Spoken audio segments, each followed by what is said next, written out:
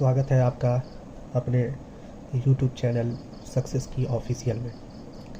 आज हम लोग इंटरमीडिएट सेंटअप एग्जामिनेशन 2022 का जो भी वस्तुनिष्ठ प्रश्न है, ऑब्जेक्टिव क्वेश्चन है, उसको हम लोग देखेंगे। तो शुरू करते हैं।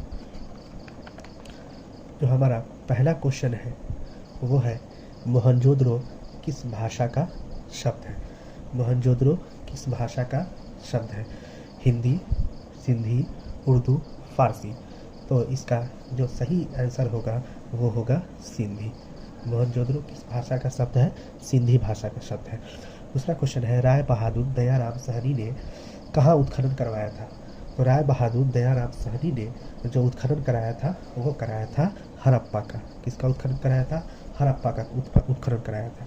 तीसरा क्वेश्चन है हड़प्पा सभ्यता किस युग की सभ्यता है?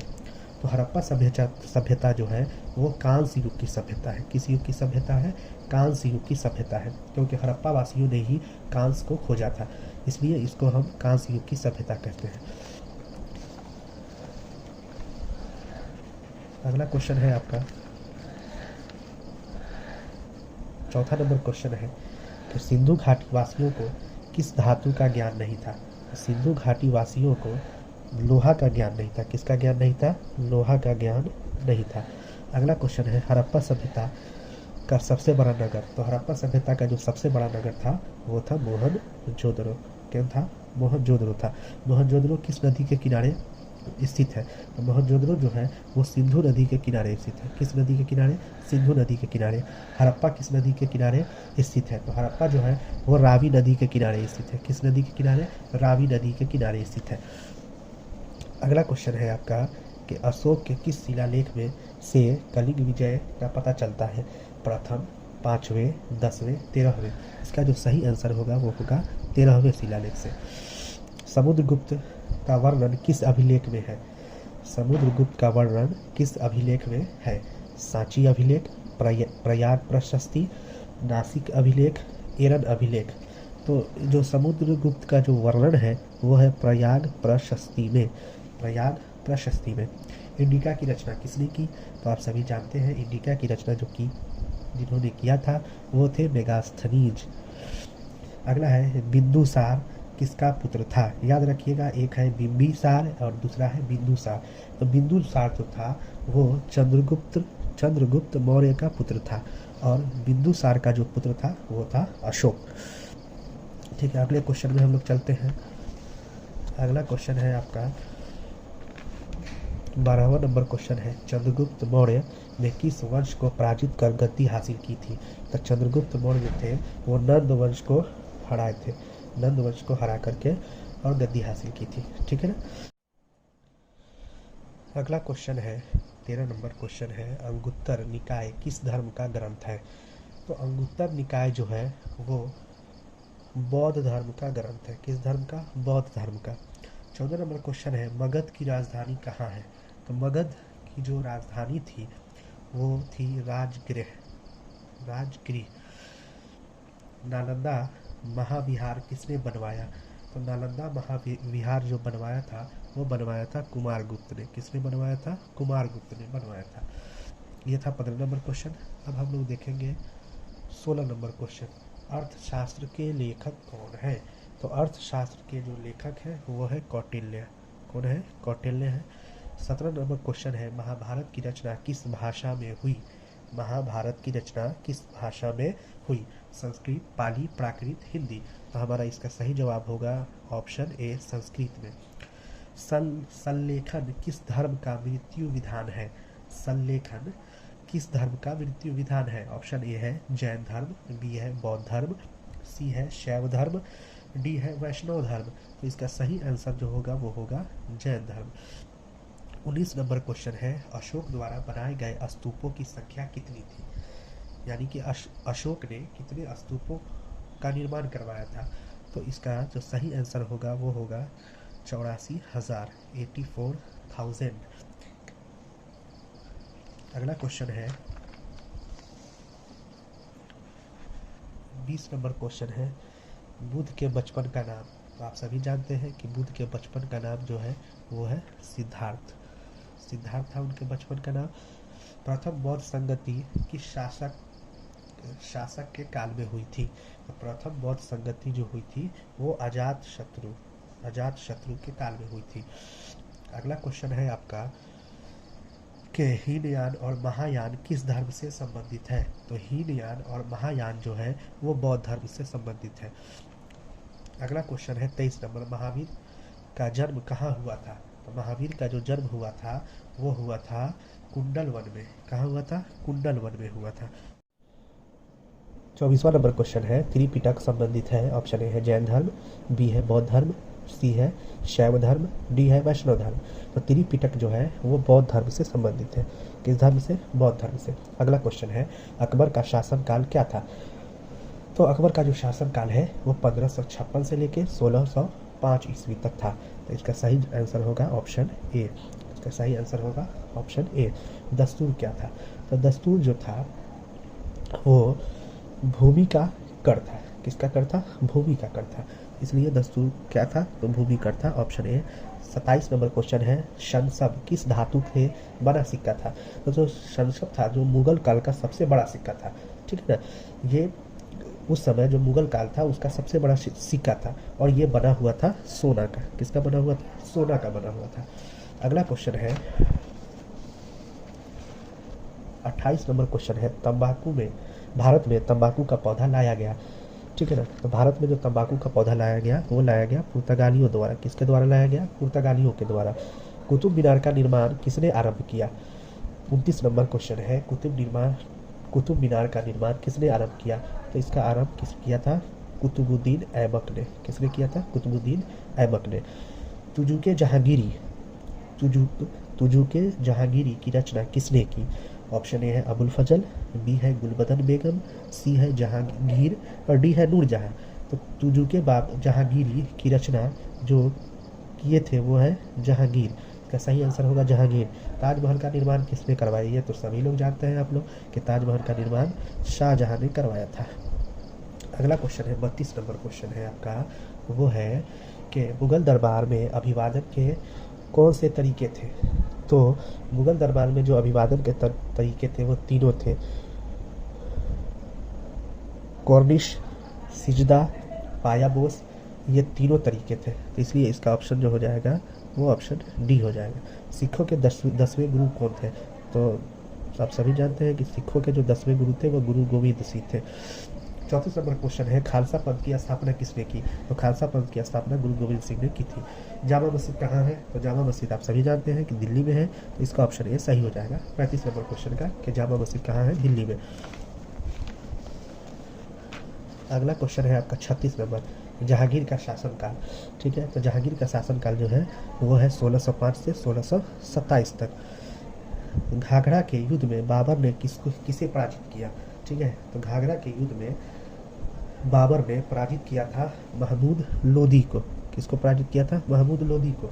38 नंबर क्वेश्चन है हल्दी घाटी का युद्ध कब लड़ा गया? तो हल्दी घाटी का युद्ध लड़ा गया था 1576 ईस्वी में। कब लड़ा गया था? 1576 ईस्वी में। 39 नंबर क्वेश्चन है तानसेन किसके दरबार में प्रख्यात गायक थे? तानसेन जो थे वो अकबर के दरबार में प्रख्यात गायक थे। 40 नंबर क्वेश्चन है तालीकोटा का युद्ध कब हुआ? तो तालीकोटा का युद्ध हुआ था 1565 में। तालीकोटा का युद्ध हुआ था 1565 में। विजयनगर साम्राज्य की स्थापना कब हुई? तो विजयनगर साम्राज्य की स्थापना 1336 में हुई थी। हरिहर और बुक्का ने किया था। 42 नंबर क्वेश्चन है तेनाली राम का संबंध किस साम्राज्य से है? वही तेनाली राम है जिनके बारे में आप बहुत सी कहानियां पढ़े हैं और जानते भी हैं। तेनाली राम का संबंध किस साम्राज्य से है? तो वो विजयनगर साम्राज्य से है। आमुक्त मल्याद किसने लिखी? तो आमुक्त मल्याद जो पुस्तक लिखी है वो विजयनगर साम्राज्य के जो महानतम शासक थे कृष्णदेव राय, उन्होंने किताब को लिखी है।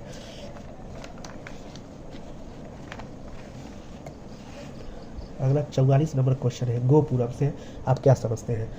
तो गोपुरम जो है मंदिर का प्रवेश द्वार होता है। साउथ के फिल्मों में आपने देखा होगा कि मंदिर में बड़े बड़े गेट होते थे, उसी को गोपुरम कहा जाता है। 45 नंबर क्वेश्चन है विजयनगर की यात्रा करने वाला पहला विदेशी यात्री कौन था? तो पहला विदेशी यात्री था निकोलो कोंटी। इसका ऑप्शन ए सही होगा। 46 नंबर क्वेश्चन है, अफनासी निकितिन किस देश का निवासी था? तो अफनासी निकितिन जो था वो रूस का निवासी था। किसका निवासी था? रूस का निवासी था। तुलु वंश का संस्थापक कौन था? तो तुलु वंश के जो संस्थापक थे वो थे वीर नरसिंह राय। वीर नरसिंह राय। इसी वंश में आगे चल के जो महानतम शासक हुए विजयनगर साम्राज्य का वो हुए कृष्ण देव राय। अगला क्वेश्चन है 48 नंबर क्वेश्चन है, हम्पी को यूनेस्को ने कब पुरातत्व स्थल घोषित किया? तो इसका सही आंसर होगा 1986, ऑप्शन डी। अगला क्वेश्चन है, प्रसिद्ध विरूपाक्ष मंदिर कहाँ स्थित है? तो प्रसिद्ध विरूपाक्ष मंदिर जो है वो हम्पी में स्थित है। कहाँ स्थित है? हम्पी में। कबीर किसके शिष्य थे? तो कबीर जो शिष्य थे वो रामानंद के थे। किसके थे? रामानंद के थे। 51 नंबर क्वेश्चन है, चैतन्य महाप्रभु किसके उपासक थे? चैतन्य महाप्रभु किसके उपासक थे? तो इसमें जो ऑप्शन है शंकर, विष्णु, दुर्गा, तो ये किसी के उपासक नहीं थे, इसलिए इसका आंसर हो जाएगा इनमें से कोई नहीं। अगला 52 नंबर क्वेश्चन है आपका। 52 नंबर जो क्वेश्चन है, शेख सलीम चिश्ती की दरगाह कहाँ है? तो शेख सलीम चिश्ती की दरगाह फतेहपुर सिकरी। कहाँ है? फतेहपुर सिकरी। अकबर ने इन्हीं के याद में यहाँ पे दरगाह बनवाया था, फतेहपुर सिकरी। खालसा पंथ की स्थापना कब हुई? तो खालसा पंथ की स्थापना हुई थी 1699 में। कब हुई थी? 1699 में। कबीर का जन्म कब हुआ था? तो कबीर के जन्म के में थोड़ी सी दुविधा ये है कि कुछ लोग कहते हैं कि कबीर का जन्म हुआ था 1440 में, और कुछ लोगों का ये कहना है कि कबीर का जन्म हुआ था 1398 में। तो इसमें ना तो 1440 ऑप्शन में है, ना ही 1398 है, इसीलिए हम इसमें इनमें से कोई नहीं लगाएंगे। 55 है, किताबुर रहला किसका यात्रा वृत्तांत है? किताबुर रहला में किसकी यात्रा वृत्तांत है? तो किताबुर रहला जो है वो इब्ने बतूता का यात्रा वृत्तांत है। ठीक है। अगला क्वेश्चन है आपका 56 नंबर, इब्ने बतूता किस शासक के शासन काल में भारत आया था? तो इब्ने बतूता जो भारत आया था वो आया था मोहम्मद बिन तुगलक। ठीक है।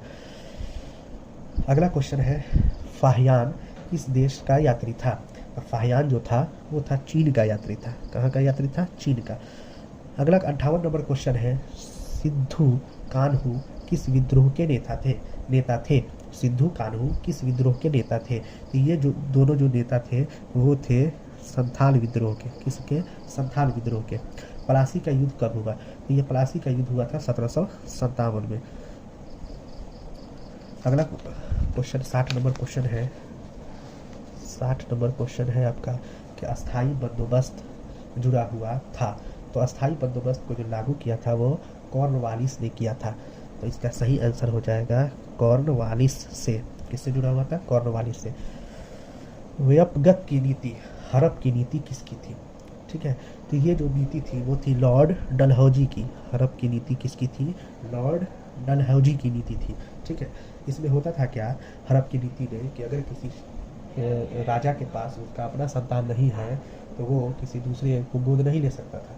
ये नीति लाया था अंग्रेजों ने कि अगर किसी राजा के पास अपना संतान नहीं है तो वो दूसरे को गोद नहीं ले सकता था, और उस राजा के मृत्यु के बाद उसका पूरा जो ये होता था साम्राज्य होता था उस पर अंग्रेजों का कब्जा हो जाता था। अगला है 62 नंबर क्वेश्चन, भारत आने वाला प्रथम यूरोपियन कौन था? तो भारत आने वाला प्रथम यूरोपियन थे पुर्तगाली। भारत आने वाले प्रथम यूरोपियन थे पुर्तगाली। तांत्या तोपे को फांसी की सजा कब हुई? तो तांत्या तोपे को फांसी की सजा 1859 ईस्वी में हुई। ये 1857 की क्रांति में भाग लिए थे और इनको फांसी की सजा दे दी गई 1859 में। अगला क्वेश्चन है, सहायक संधि किसने लागू की?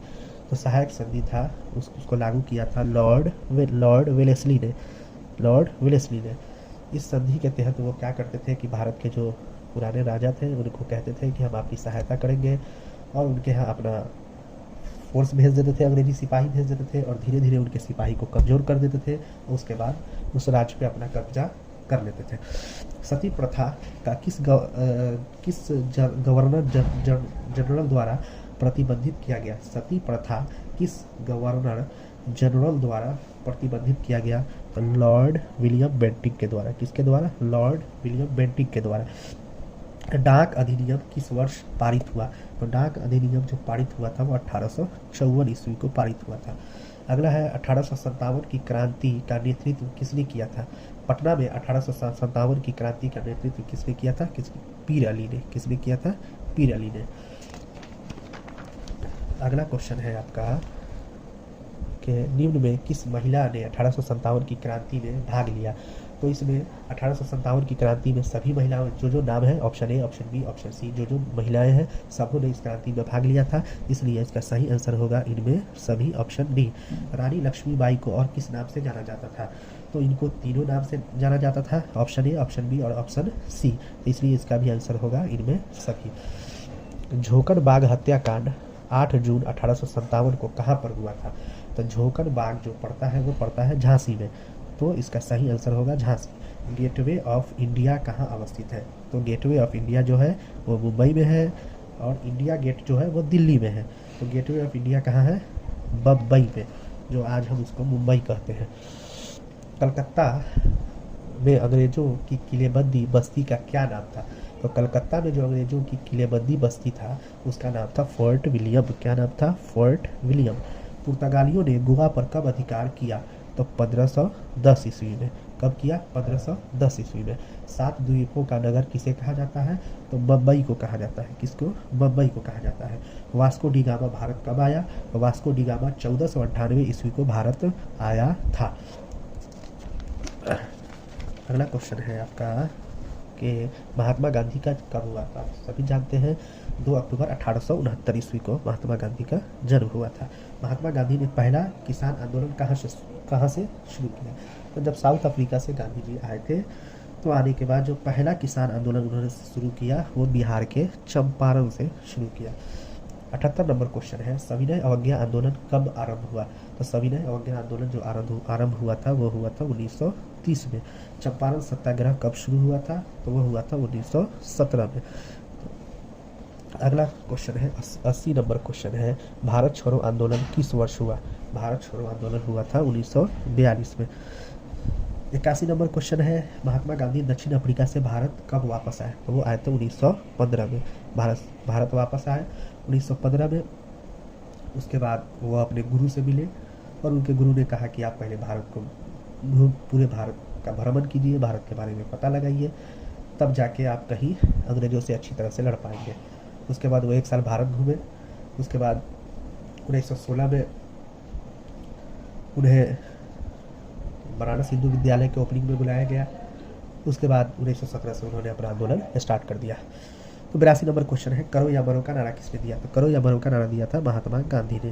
1942 में कौन सा आंदोलन हुआ? 1942 में जो आंदोलन हुआ था वो था भारत छोड़ो आंदोलन। अगला क्वेश्चन है नमक का कानून किसने तोड़ा था? तो नमक का कानून तोड़ा था महात्मा गांधी ने। किसने तोड़ा था? महात्मा गांधी ने तोड़ा था। सर की उपाधि किसने वापस की? ठीक है, तो असहयोग आंदोलन के दौरान, ठीक है ना, भारत के लोगों ने अंग्रेजों के सामान का विरोध किया, उसके साथ साथ जो भी उनको अंग्रेजों के द्वारा उपाधि दी गई थी वो वापस किया। तो रविंद्रनाथ टैगोर ने सर की उपाधि वापस की थी। 86 नंबर क्वेश्चन है गांधी जी किसे अपना राजनीतिक गुरु मानते थे? तो गांधी जी अपना राजनीतिक गुरु मानते थे गोपाल कृष्ण गोखले को। और गांधी जब अफ्रीका से वापस आए थे तो पहले वो गोपाल कृष्ण गोखले से ही मिले थे। 2 नेशन थ्योरी किसने प्रतिपादित किया था? तो 2 नेशन थ्योरी को प्रतिपादित किया था सर सैयद अहमद खान ने। किसने किया था? सर सैयद अहमद खान ने। अगला क्वेश्चन है 88 नंबर क्वेश्चन है आपका कि कृषि में 3 कठिया पद्धति कहाँ थी? तो कृषि में जो 3 कठिया पद्धति थी वो थी चंपारण में। कहाँ थी? बिहार के चंपारण में। पूर्ण स्वराज का प्रस्ताव कांग्रेस के किस अधिवेशन में पारित हुआ? तो पूर्ण स्वराज का प्रस्ताव कांग्रेस के लाहौर वाले अधिवेशन में पारित हुआ। क्रिप्स मिशन भारत कब आया? तो क्रिप्स मिशन जो था वो भारत आया था 22 मार्च 1942 को।